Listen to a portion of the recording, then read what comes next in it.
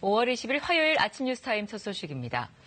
고 장자연 씨 사건의 주요 의혹과 관련해 검찰 과거사위가 재수사는 어렵다 이런 결론을 내렸습니다. 네, 9년 만에 이뤄진 재조사 결과 주요 의혹은 모두 공소시효가 지났고 이른바 장자연 리스트도 현재로선 규명이 불가능하다는 건데요.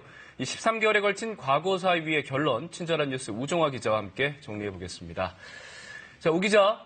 일단 가장 큰 관심이 이른바 장자연 리스트였는데 이 수사가 불가능하다고 본 이유가 뭡니까? 네, 한마디로 말씀을 드려서 리스트의 존재도 정말 있었는지 아닌지도 불명확한데 이러다 보니까 이 리스트라고 하는 것에 거론되는 인물들을 앞으로 수사하는 것도 사실상 불가능하다는 겁니다. 앞서 과거사 진상조사단은 관련자들 진술을 토대로 장자연 리스트는 실제 존재했을 가능성이 높다라는 이런 의견을 제시했지만 과거사위는 이걸 받아들이지 않았습니다. 또 하나의 이유가 리스트를 봤다는 사람들의 진술이 번복됐기 때문입니다.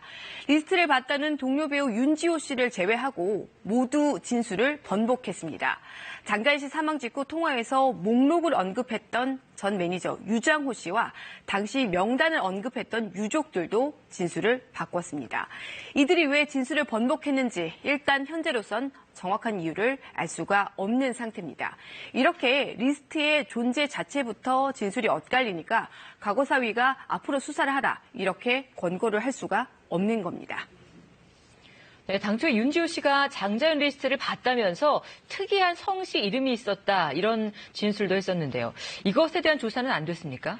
네, 과거사위는 윤 씨가 말했던 이 이름이 특이한 정치인에 대해서 직접 조사하지는 못했습니다. 야권의 유력한 정치인인 것으로 알려졌는데 과거사위가 이 정치인에게 조사를 요청을 했는데 거부한 것으로 전해졌습니다. 여기다 리스트를 봤다는 윤 씨의 진술을 믿을 수 없다 이런 논란까지 제기가 되면서 앞으로 수사를 확대하기에는 한계가 있다 이렇게 판단을 한 것으로 보입니다. 네, 이 장자연 씨에 대한 성접대 의혹도 명확히 밝혀진 것 없이 여기서 끝이 나는 거죠? 네, 그렇습니다. 성접대 의혹에 대해선 앞으로 수사에 착수할 만한 새 증거를 확인할 수가 없다는 겁니다. 성접대가 이루어졌다는 윤지호 씨와 장 씨 매니저인 유장호 씨의 진술이 있었지만 가해자와 범행 일시를 특정하지 못했고 여기다 매니저 유 씨는 진술을 번복했기 때문입니다.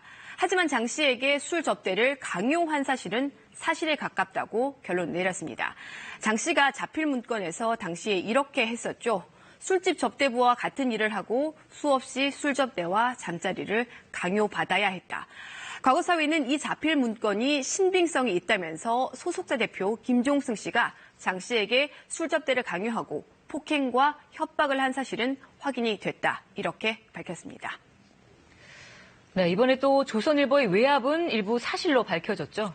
네, 그렇습니다. 이번 사건에서 조선일보 사주 일가의 이름이 계속 거론이 됐었는데요. 과거사위는 사주 일가에 대한 9년 전에 초기 수사가 부실했고 조선일보 측이 수사에 압력을 행사했다고 결론을 냈습니다. 과거사위는 우선 장 씨가 박용훈 코리아나 호텔 대표, 또 방정호 전 TV조선 대표와 각각 술자리를 한 것으로 확인이 됐지만 이들에 대한 조사가 제대로 이루어지지 않았다고 했습니다. 그러면서 조선일보 측이 강일학 당시 경찰청장 등을 찾아가서 수사를 압박했다고 봤습니다. 그러나 과거사위는 조선일보 측을 특수 협박 혐의로 볼 수가 있지만 공소시효가 지나서 처벌할 수는 없다고 했습니다. 조선일보 측은 이번 발표에 대해 사실이 아니라며 법적 조치를 강구할 것이라고 밝혔습니다.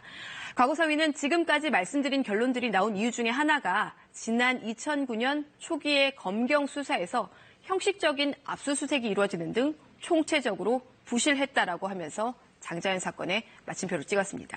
친절한 뉴스였습니다.